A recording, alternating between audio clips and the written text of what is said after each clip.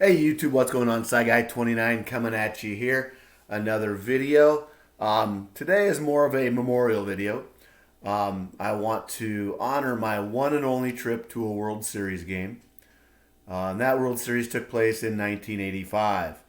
On this date, October 19th, 1985, it was game one of the World Series between the Royals and the Cardinals, the I-70 series, and I was lucky enough to be there. Now, as most of you know, if you've been watching my channel, um, Sci Guy 29. The 29 stands for Dan Quisenberry, who was my second cousin, mom's first cousin, and was fortunate enough. My dad and I took off. I was a sophomore in high school, junior in high school. Bad. Uh, One or the other. I can't remember. I was a sophomore in high school. No, junior. Second, yeah, junior. We're gonna go with junior. I'll stop rambling, I promise. And my dad and I took off. It was a Saturday morning. Uh, Took off early to go down to Kansas City. We didn't have tickets. Dan's tickets were being used by family, which made sense. I had family in town, so we were just going to go down and try to find tickets. And so we got to Kansas City, which is about a 3.5 4 hour trip from where I grew up. And we got down there and parked, and parking lot was half full. And this is like 9 o'clock in the morning. We left at like 5 to get down there. Started walking around looking for tickets. There really wasn't much going around. Really getting kind of bummed. A quick side note: it was also the day that number 1 and 2 in college football, which were Iowa and Michigan at the time. I think Michigan was 2, Iowa or 1, Iowa was 2, and they were playing that day. And Iowa ended up winning on like 4 field goals or something. Not being a real Hawkeye fan, I do remember that was the same day. But we took off and just kind of wandered around, and it was like a college football atmosphere. It was really kind of fun there at Kauffman Stadium, and people everywhere, tailgating, grills going. At that time, it wasn't that big a deal for me with the beers flowing, but just the atmosphere was incredible. All Missouri World Series. I had a special interest, obviously, with Dan, and I just couldn't believe that I was even there to start that. There's stuff being sold and people around. It was just so much fun. But long story short, it got to be about half hour before game time, and we had no tickets. Tickets really started to jump in price. And finally, my dad said, "Hey, why don't you go stand in line at the ticket booth?" And it was the same ticket booth where we always picked up our tickets when we went to watch Dan play. Anyway, so we went down. I went and stood in line.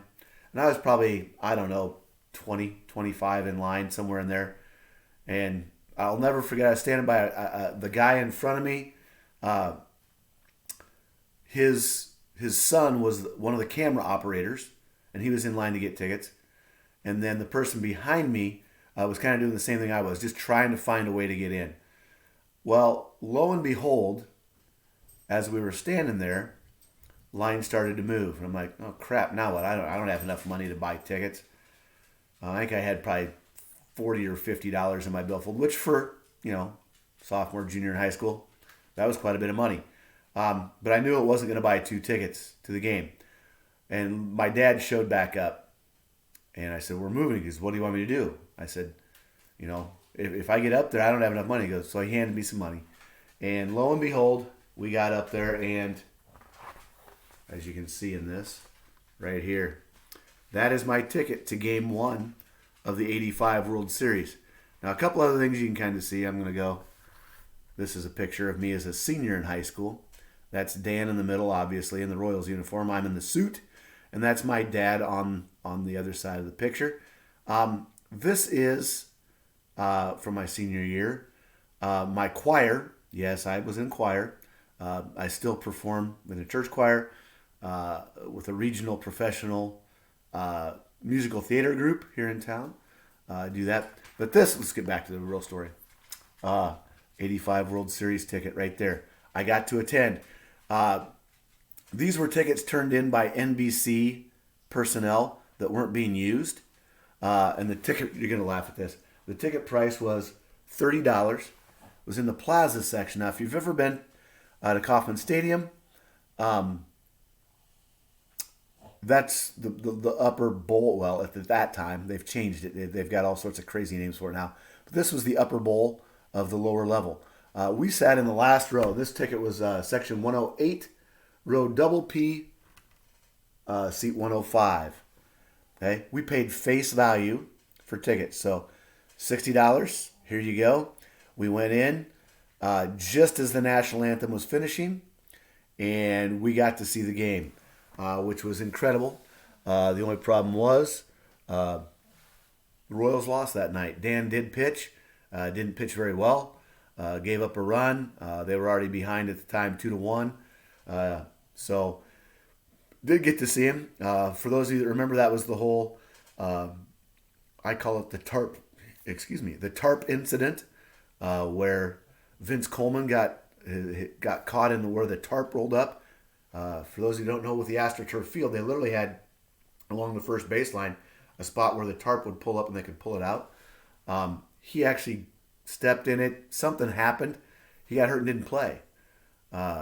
So that's how I remember it. Hopefully that's right. I don't know. But that's what I'm going with. Also, later in the World Series, it got crazy with Don Denkinger, the call.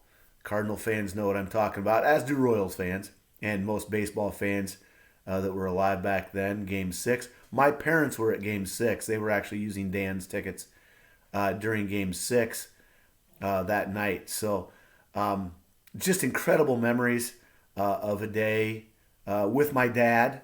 I see a lot of people on here talk about experiences and just the love of the game they got from their dad. I'm no different. This was one of those things that I had the pleasure of doing with him. So just wanted to share that memory. The last thing I'm going to show is Dan's 85 card. Oops, see if we can get it over here. It's only a PSA 7, but for $4, can't go wrong. It's slabbed. This is, if you knew Dan at all, if you ever saw him play, ever saw him interviewed, that big cheesy butt mustache, I always gave him a hard time about that. I always gave him a hard time that his eyebrows were about as thick as that as well. But he was just a great, positive, uplifting person. I know a lot of people in the Kansas City area that I've talked to, met over the years. You just don't find bad things said about him.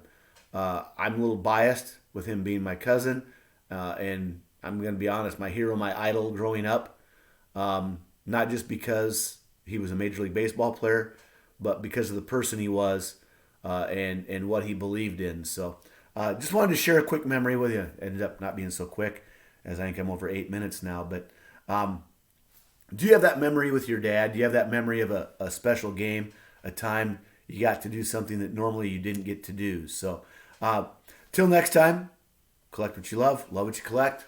Sly Guy's going to see you later.